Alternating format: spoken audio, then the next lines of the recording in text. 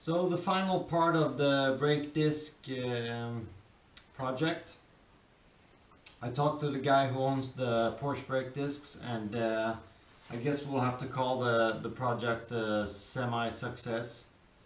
At least I feel the turning I did on the brake discs were good enough.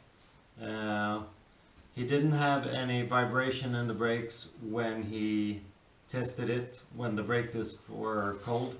However, when he got them heated up, the problem he had from the beginning was still there. So the hotspot issue wasn't really solved.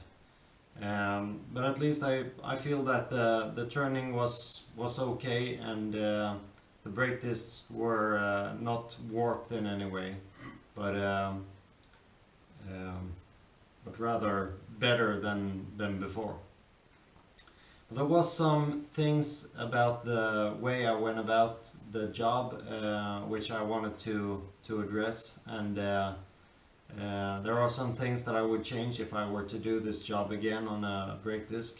So I thought I'd just go through that really quickly with this old BMW brake disc here, and just show, not turn it, but just show the method I would use instead if I were to do it again. So there's really three things I would change if I were to do this job again, and one of them is that I would hold the brake disc in this position first and turn the outside. And the reason for this is, if I were to make some marks on the OD, I would just be able to clean that up when I've turned the brake disc around. Some spacers here is also very nice.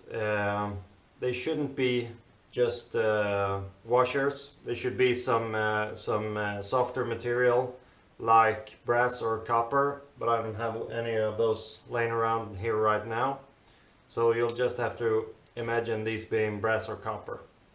And the reason is that softer material will grip the disc better. I would not recommend using washers, because you do run the risk of it loosening. So after I've put this up here, I would, if I were running a 4-jaw, I would center it using my indicator, and this is the style indicator I would use. I actually had this laying around and I didn't think of it when I did the Porsche brake discs. But I would indicate it to get it centered, and then I would indicate the inside of the disc center like that. Just tap it in, tighten the jaws, tap it in, and when I'm done, just turn that side the way I did it before.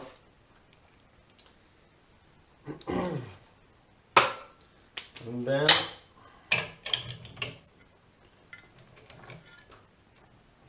you're clear to get going with the other side. And on a 4-jaw you need to turn the chuck jaws around.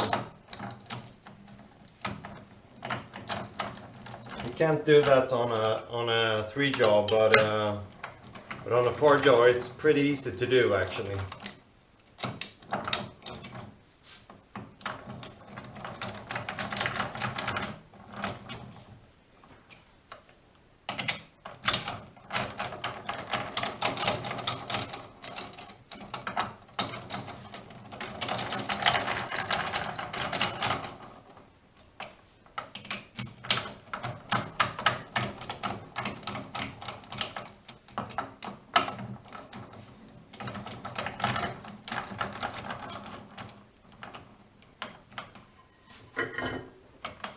I don't know the exact location of this.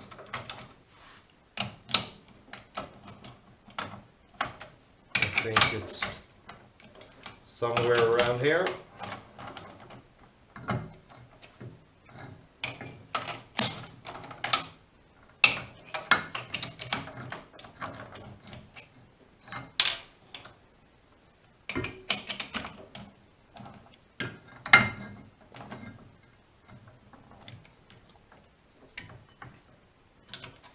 And the same thing as before, leave some room to the chuck, because you want to be able to tap the brake disc in, so you don't put it flush to the chuck. But that's it. Same thing, I would indicate on this here to get it centered. And then always indicate on the side you just turned, because it's very easy to get a perfect indication there, and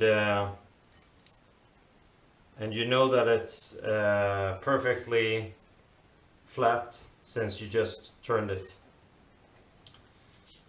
So the same thing as before, just tap it in and turn that side.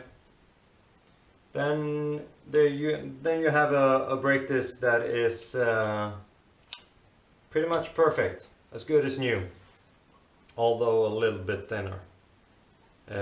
This brake disc is so much worn that it's just no use fixing it. It's just an old brake disc I had laying around. So that's it for this project. Hope you've enjoyed watching, and I hope to see you again soon. Bye.